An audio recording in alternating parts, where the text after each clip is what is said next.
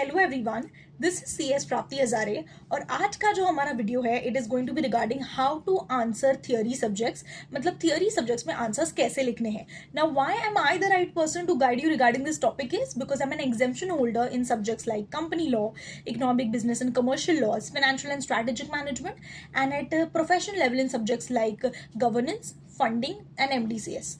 तो इसके लिए मुझे बराबर से पता है, मैं कहूंगी कि मेरे आंसर्स कि आपको कैसे आंसर्स लिखने हैं, टू द पॉइंट कैसे लिखना है, लीगल टर्म्स को कैसे इंक्लूड करना है और बाकी बहुत सारी छोटी निटिग्रिटीज है जिनका आपको ध्यान रखना है in order to score an exemption और in order to write perfect answers in the exam जो इंस्टीट्यूट आपसे एक्सपेक्ट कर रहा है। सो फर्स्ट थिंग, ये बहुत याद रखना बच्चों कि आपका कोर सब्जेक्ट्स कंपनी लॉ है। आप कंपनी लॉ के मास्टर माने जाते हो, तो इसके जो पेपर्स आते हैं ना वो बहुत लेंदी आते हैं। इसीलिए इट्स वेरी इंपॉर्टेंट कि ये आपका पहले से माइंड सेट हो कि आप थियोरी के बादशाह हो और इसीलिए आपको थियोरी सब्जेक्ट्स में आंसर्स लिखना बहुत अच्छे से आना ही चाहिए। तो उसके लिए कौन कौन सी चीजें हैं जो आपको याद रखनी है। So let's get started. First point, follow a pattern. Pattern follow करना बहुत बहुत इंपॉर्टेंट है आपके इन पेपर्स में। Now why should we follow a pattern? When you follow a pattern it shows the examiner the clarity of thoughts that you have. मतलब आप कितने क्लियर हो अपने थॉट्स में। जब आप कोई भी एक चीज ना ऑर्गेनाइज देखते हो तो आप में आपके माइंड में एक इंप्रेशन क्रिएट होता है कि ये जो बंदा है जिसने इस चीज को ऑर्गेनाइज किया है वो कितना एक परफेक्शनिस्ट है। और वही इंप्रेशन हमें भी एग्जामिनर के माइंड में क्रिएट करना है। Remember that the examiner doesn't know who you are. तो इसीलिए आपको अपना इंप्रेशन उसके सामने आपके पेपर के द्वारा प्रेजेंट करना है and he is going to spend maximum 2 to 3 minutes on your paper. तो इसके लिए ये बहुत जरूरी हो जाता है कि आपका इंप्रेशन बहुत पॉजिटिव उसके सामने बिल्ड हो, जिसके लिए एक पैटर्न को हमें फॉलो करना है हमारी सभी आंसर्स को लिखते वक्त। When you see a pattern it shows that the clarity with which you have set for the exam. तो कौन सी पैटर्न को हम फॉलो करेंगे? एक यूनिवर्सल पैटर्न है जो आपकी सभी थ्योरी सब्जेक्ट्स को अप्लाई होगी और वही हम फॉलो करेंगे। That is first is facts, provisions, case law, applicability. बस यही वर्ड्स को आपको 4 याद रखना है। Facts, provision, case law, applicability. यही मैंने भी फॉलो किया था। आप देखोगे कि स्कैनर्स में भी यही पैटर्न मोर और लेस फॉलो की जाती है क्योंकि इसी तरह से लिखना होता है। फैक्ट्स में आपको लिखना है कि इस सिचुएशन का फैक्ट क्या है। भी एक छोटा सा एग्जांपल लेके जब वो समझो सेक्शन 188 का क्वेश्चन आया है, that is relative party transaction का क्वेश्चन आया है और अब से पूछा गया है कि whether the stated transaction is a related party transaction. तो पहले आपको फैक्ट स्टेट करने हैं, बाद में आपको 188 के प्रोविजंस को स्टेट करना है। अगर लिस्टेड कंपनी है तो एलओडीआर का रेगुलेशन 23 भी आप स्टेट कर सकते हो।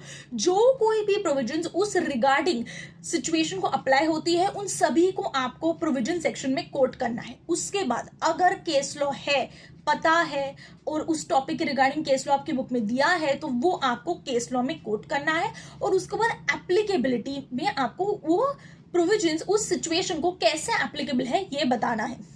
अभी फैक्ट्स का जो पॉइंट है it totally depends on your writing speed. अभी ये मेरा खुद का एग्जाम्पल है और मैंने खुद ये एक्सपीरियंस किया था while writing company law paper that I started writing my facts, but उसके बाद मुझे पता चला कि मुझे बहुत टाइम लग रहा है और ज्यादा टाइम मेरा फैक्ट्स लिखने में ही खर्च हो रहा है। एक चीज याद रखो, फैक्ट्स लिखने का आपको कोई मार्क्स नहीं मिलता है बिकॉज वो क्वेश्चन में दिया है, आप जो उसको वापस लिख रहे हो only to present in a better manner, आपका आंसर थोड़ा प्रेजेंटेबल बनाने के लिए आप उसको लिख रहे हो, इसीलिए उसका आपको कोई मार्क्स नहीं मिलता है।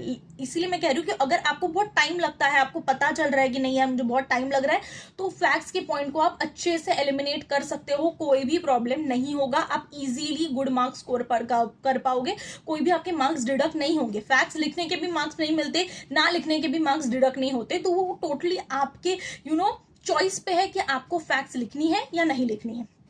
अगर बहुत टाइम लग रहा है तो फैक्ट्स मत लिखो क्योंकि all these theory papers are very lengthy, तो बहुत टाइम लगता है इन्हें लिखने के लिए। तो इसीलिए और लिखने के लिए भी और पढ़ने के लिए भी तो आपको बहुत कम टाइम मिलता है। तो इसके वक्त अगर आप चाहे तो फैक्ट्स का पॉइंट को एलिमिनेट कर सकते हैं, totally depends on your choice.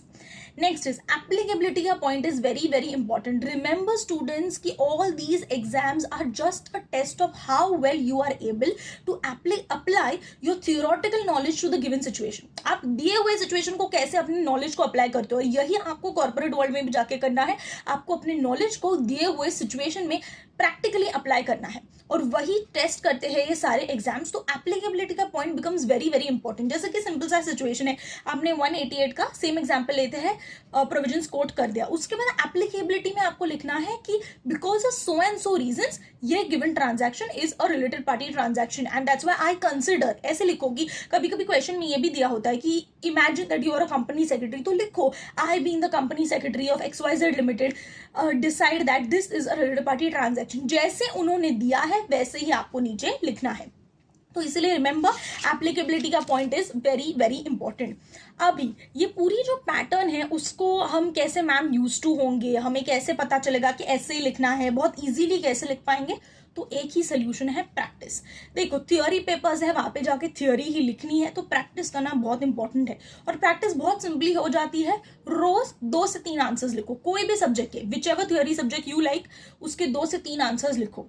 अब चेंज करते रहना, मतलब देखो अगर आप एग्जीक्यूटिव पे हो तो कभी SBC का लिख लिया, कभी कंपनी लॉ का लिख लिया, कभी अपने कौन सा है यार EBCL का लिख लिया, कोई भी अपनी चॉइस का आंसर आप लिख सकते हो। सिक्योरिटी लॉज भी है, that is also again theoretical, तो आप अपने कोई भी चॉइस के आंसर्स 2 to 3 प्रैक्टिस करना, इससे आपकी राइटिंग प्रैक्टिस भी होगी, your handwriting will be improved and you will also get used to the pattern which I have just stated. Next point, case law. Case law जो है, case law हम बोलते हैं ना बिजनेस की language में USP, यूनिक सेलिंग पॉइंट, की ये हमारा USP है, वैसे केस लॉ आपके आंसर की USP है। जब आपको आंसर में आप केस लॉ कोट करते हो, एग्जामिनर इंप्रेस हो जाता है, उसको बहुत अच्छा लगता है कि अरे यार क्या बच्चा है कि इसको केस लॉ भी आ रहा है। तो वही केस लॉ को हमें सजा धजा के उसके सामने पेश करना है, और वो हम कैसे करेंगे, हम कैपिटल लेटर्स में अपने केस लॉ को लिखेंगे। जैसे सिंपल सा एग्जांपल लेते हैं, इंडियन कॉन्ट्रैक्ट एक्ट 1872 का केस लॉ है, लालमन शुक्ला वर्सेस गौरी दत्त। अगर ये केस लॉ हमें लिखना है, आप बेसिकली भी लिख सकते हो, लेकिन जब आपका पेपर खुलेगा और जब वो आंसर वो एग्जामिनर देखेगा, तब उसको फर्स्ट शॉट को वो केस लॉ ही दिखना चाहिए। वो आप कैसे कर सकते हो, simply write in capital letters. मैंने खुद मेरे प्रोफेशनल लेवल के मल्टी डिसिप्लिनरी केस स्टडीज के सब्जेक्ट में ये किया हुआ है कि केस लॉ को कैपिटल लेटर्स में लिखो, इससे इजीली केस लॉ एग्जामिनर को फर्स्ट शॉट में दिख जाता है और उसको तभी पता चल जाता है अरे यार इस बच्चे ने तो केस लॉ लिख दिया है, मतलब he is a smart kid और अ स्मार्ट स्टूडेंट। तो इसीलिए केस लॉ को कैपिटल लेटर्स में लिखना है। केस लॉ को लिखने का भी कैपिटल लेटर्स में एक पैटर्न है, दैट इज लालमन शुक्ला, नीचे के लाइन में वर्सेस, उसके नीचे गौरी दत्त, ऐसे आपको लिखना है। फर्स्ट पार्टी का नाम ऊपर वाले लाइन में, बीच में वर्सेस, और नीचे सेकंड पार्टी का नाम नीचे वाले लाइन में। ऐसे आप जब लिखोगे तब इजीली आपका जो केस लॉ का नाम है वो एग्जामिनर के आईज का अटेंशन छीन लेगा, और यही हमें बेसिकली करना है हमारे पेपर्स को लिखते वक्त। इसलिए केस लॉज को हम इसी तरह से लिखेंगे। अभी नेक्स्ट पॉइंट, अंडरलाइनिंग कीवर्ड्स। देखो बहुत बच्चे कहते हैं मैम हम ना क्या करेंगे, पेपर पूरा लिखेंगे उसके बाद अंडरलाइन करते रहेंगे कीवर्ड। आपके पास इतना टाइम नहीं है, your time is very very precious at these professional exams, it's very important, each second is very very important. That's why once you have written your exam, मतलब आपने अपना आंसर लिख देने के बाद हाथ में जो ब्लू पेन है उसी ब्लू पेन से आपको अंडरलाइन करना है। Please don't underline with pencils, black pens, it is not allowed and please don't do this colour changing thing. इतना बस आप पर टाइम नहीं है, हमारे पास इतना बिल्कुल भी टाइम नहीं है एग्जाम में, और मिलता भी नहीं है। और ये ना चीज आप अभी से समझ लो कि मेरे पास टाइम कम होने वाला है। जब आप इस मेंटल प्रिपरेशन से जाते हो ना, आपका स्पीड बहुत फास्ट रहता है from the first minute of the exam, and this is what we want. तो अंडरलाइन करेंगे हाथ में जो ब्लू पेन दिया है उसी से।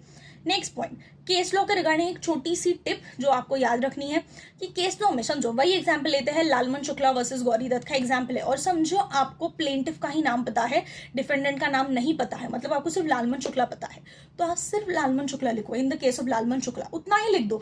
एटलीस्ट आपने आधे पार्टी का नाम लिखा है, उससे एग्जामिनर को पता चलेगा चलो बच्चे को डिफेंडेंट का नाम याद नहीं रहा, लेकिन उसको केस लॉ तो पता है, उसको पता है कि इसलिए केस लॉ में क्या क्या हुआ है। Because many a time it happens that while writing case law we know that इस केस लॉ में क्या दिया है, लेकिन हम भूल जाते हैं कि केस लॉ का नाम क्या है। तो आधा नाम पता हो तो भी चलेगा।